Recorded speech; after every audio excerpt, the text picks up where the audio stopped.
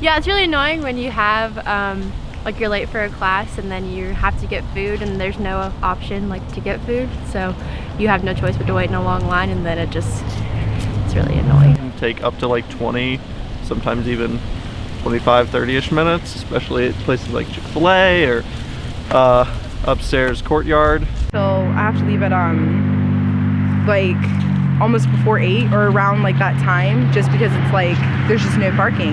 After paying like hundreds of dollars, it's like, what am I really paying for? They put way too many people in each residence hall. Didn't expect it to be this big because it's supposed to be like a small school experience, but a lot of people came here, especially for NC Promise, and I don't think the school was quite ready to house this many freshmen.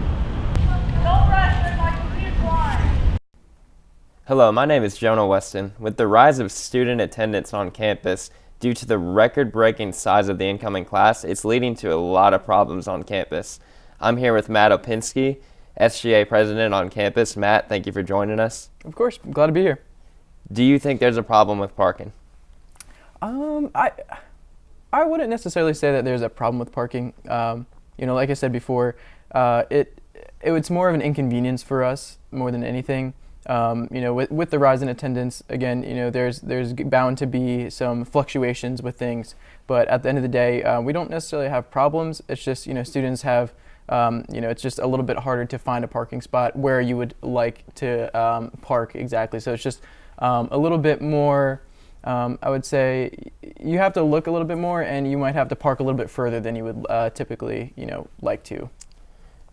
Do you think it's okay that the number of accepted students outweighs the current living spaces that we have? An example of this would be students now living in studies on campus. Good question. Technically, on campus right now, we have spaces for all students. I know there was, initially a little bit of, concerns with the waiting list, but with the study halls, we've actually been able to compensate for that. So in years past, the study rooms kind of accommodate for these situations. So when we do have an influx of students that can't necessarily fit in the dorms, the study rooms are that accommodation factor for students that we can't typically house in the rooms, if that makes sense. Do you think that the long lines for the on-campus dining facilities would drive away students from on-campus dining options?